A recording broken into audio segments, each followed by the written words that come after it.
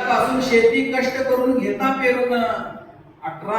धान्य पिकवता बरोबरीनं बैले झुंपून घरी धान्य आणता गाड्या भरून आणि कसाबाच्या हाती देता काय कारण माझ्या लहान वासराचे झाले स्मरण घरी हंबरडे थोडेच असेल याद करून कळपा भोवती माग मोर होत कसा तरुण कुमार भयभीत आम्ही पामर चारा पाने विना झालो बेमार आहे उभा कसा समोर आम्ही थोडे सरलो माग मोर पाठीवर काट्याचा मार काठी फोडतो नाही सुमार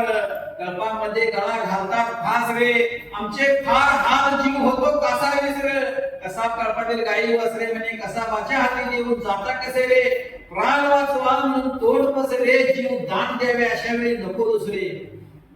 पूर्वी कत्तलखान्याकडे गायी कशा जात होत्या चालत कल्पना जात होत्या लोकांना दिसत होतं ह्या गायी कत्तलखान्यात जाणाऱ्या निघाल्या पण आता काय कळत नाही रेल्वे पॅक होऊन जात्या ट्रक पॅक होऊन जात्या काय कळत नाही आणि कत्तलखान्याकडे जाणाऱ्या त्या काळात 90 वर्षापूर्वी कवी धर्मसागरने हे काव्य केले त्यांनी ते प्रत्यक्ष बघितले त्याच्यावर काव्य केले त्या गायी जाणं येणाऱ्या महाराजांचा विहार चालू असताना येणार जाणाऱ्या लोकांच्याकडे गायी किती करुणा भावनेनं बघायला त्या गायी काय म्हणत्या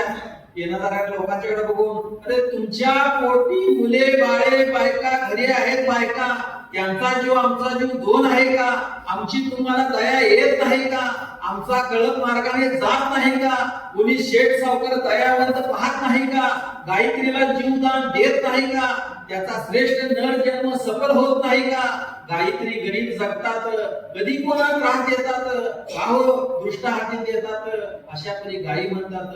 जो खून करेल जगतात त्याला फाशी शिक्षा देतात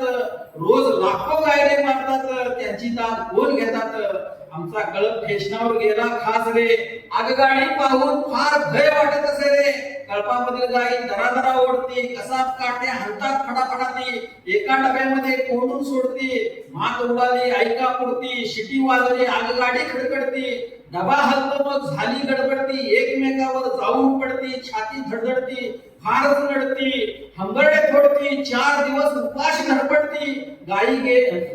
गेली थेट गोरी बंदरावरती येथील कसाबाने सौदा करून गेली भरती 1500 गायी घेऊन बरोबरती नेऊन अंधार कोठडीत कोंडून घरी गेली ती शेवट चौथ्या दिवशी लगबग करती 1500 गायी त्वरित बाहेर काढली ती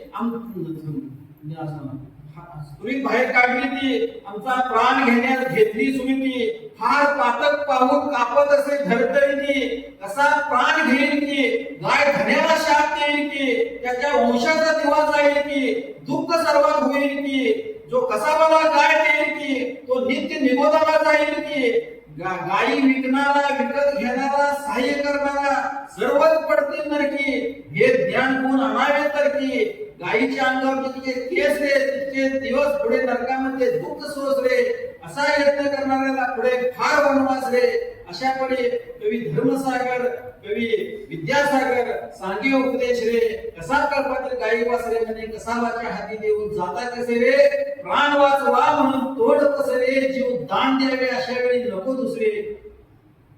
तर ही काव्य ऐकवा अशा